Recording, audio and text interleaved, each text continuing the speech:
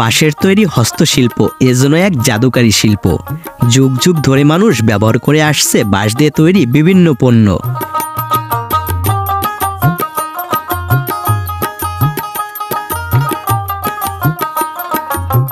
গোপালগঞ্জের বৌলতলী গ্রামীণ হাটে আসলে দেখা মেলে বাঁশের তৈরি বিভিন্ন পণ্য।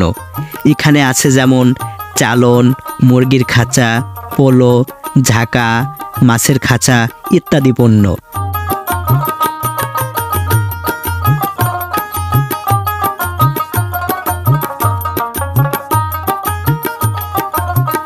দূর দূরান্ত থেকে ক্রেতারা আসে আর কিনে নিয়ে যায় বাঁশের তৈরি এইসব পণ্য।